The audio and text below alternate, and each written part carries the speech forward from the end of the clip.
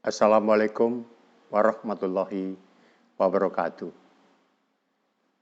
Saudara-saudara sekalian, pertemuan kali ini kita membahas hak-hak dasar dalam konstitusi seperti yang tertera di dalam PowerPoint ini.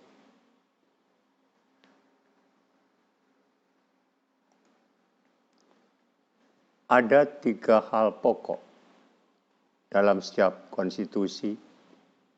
Yang pertama, adanya jaminan terhadap hak asasi manusia dan warga negara. Jadi kita nanti akan membedakan antara apa itu hak asasi manusia dan apa itu warga negara. Yang nomor 2, ditetapkannya susunan ketatanegaraan suatu negara yang bersifat fundamental.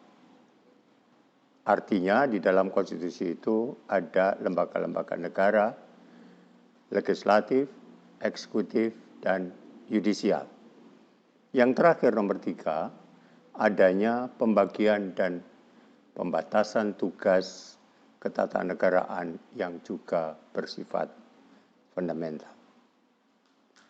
Maksudnya adalah bahwa pihak legislatif membuat undang-undang, pihak eksekutif melaksanakan undang-undang, dan yudisial merupakan lembaga yang apabila terdapat orang atau badan hukum yang menyalahi undang-undang tersebut, maka dilarikan kepada lembaga yudisial. Itu bisa dilihat pada slide. Selanjutnya, kita mengetahui bahwa konstitusi itu dibagi menjadi 2 pokok. Yang pertama posisi warga negara, dan yang kedua adalah organisasi. Nah, posisi warga negara itu adalah hak dasar. Sedangkan organisasi berarti lembaga-lembaga negara. Selanjutnya, ketika kita melihat natural right, atau sebelum saya menerangkan tentang hak dasar lebih dahulu. Hak dasar itu kita bagi menjadi 3. Jadi pada abad 17-18, muncullah hak dasar yang dinamakan natural rights atau hak alamiah. Itu pada abad 17-18. Pada abad ke-19, muncul lagi yang namanya hak dasar berupa human rights. Human rights ini kita artikan hak asasi manusia.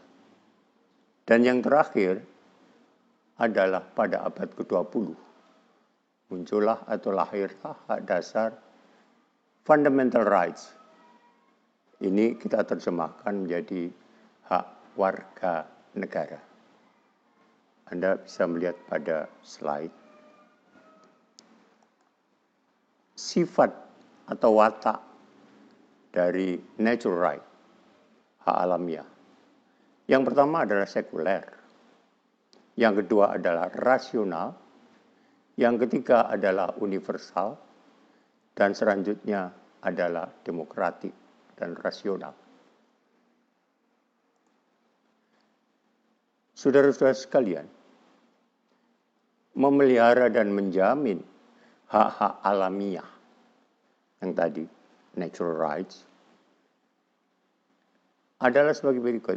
Yang pertama adalah kita berbicara tentang life. Life itu hak hidup. Yang nomor 2, liberty, hak untuk merdeka. Yang ketiga adalah property, hak untuk benda sendiri. Yang terakhir adalah security, hak untuk merasa aman.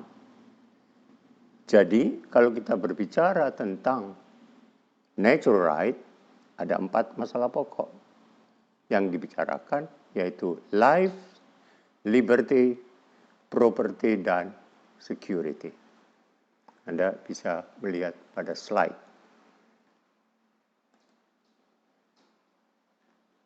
Nah, sekarang kita masuk pada human right. Kita terjemahkan menjadi hak asasi manusia. Dengan dukungan kaum utilitarianisme atau kaum sosialisme, muncullah konsep dasar yang dinamakan human rights. Yang kelompok utilitarianisme, misalnya Jeremy Bentham, John Stuart Mill, itu mengatakan bahwa pembangunan negara untuk mencapai the greatest happiness of the greatest number. Saya ulangi, the greatest happiness of the greatest number. Jadi intinya hampir seluruh warga negara seyogianya hidup makmur. Kelompok utilitarisme yang juga Harold Laski mengatakan bahwa negara perlu membuka sebanyak mungkin kesempatan bagi semua warga negara. Untuk apa? Untuk mewujudkan the best that is in themselves. Apa itu? Yang baik bagi seluruh warga negara. Bisa pada slide. Kita masuk yang terakhir. Kalau yang pertama tadi adalah natural right, yang kedua adalah human right, yang ketiga hak dasar yang dinamakan fundamental right, atau kita sebut dengan hak warga negara. Konsep fundamental rights ini menjelmakan natural right sebagai positif legal right. Artinya, hak alamiah yang menjadi hukum positif. Positif legal right menjadi hukum positif. Kalau kemudian kita lihat beda antara fundamental right dan human right. Kalau kita ngomong human right, itu kita sebut hak asasi manusia. Kalau kita bicara fundamental right, kita sebut hak warga negara. Sifatnya bagaimana? Kalau human right sifatnya internasional atau universal, sedangkan fundamental right sifatnya nasional. Itulah kemudian kalau human right dinamakan jus constituendum dan fundamental right dinamakan jus constitutum atau hukum positif. Bisa juga kita katakan yang namanya jus constitutum itu adalah apa yang kita inginkan. Tidak akan sama dengan hukum positif pada fundamental right. Jadi kebebasan pada human right lebih bebas ketimbang kebebasan yang berada pada fundamental rights. Saudara-saudara sekalian, kita lebih dalam lagi masuk kepada sebuah dialektika. Jadi natural right itu, hak alamiah itu bagaikan tesis. Kemudian antitesisnya adalah human right atau hak asasi manusia. Tesis, antitesis menjadi sintesis. Sintesisnya adalah fundamental rights. Jadi itulah dinamakan dialektika. Natural right, human right, fundamental right. Tesis, antitesis, dan sintesis. Maka natural right itu tidak ditahbiskan secara ilahi. Tidak dipahami secara ilahi. Dan hak tersebut pemberian Allah sebagai konsekuensi dari manusia ciptaan Allah. Selanjutnya, pada human right, kalau tadi natural right, sekarang human right, hak asasi manusia. Masuknya dukungan etik dan utilitarian. Adanya pengaruh sosialisme yang lebih mengutamakan masyarakat atau kelompok daripada individu. Yang terakhir, keselamatan individu hanya dimungkinkan dalam keselamatan kelompok atau masyarakat. Itu antitesisnya sebagai human right. Nah, sekarang yang terakhir kita masuk pada sintesisnya, yaitu fundamental rights.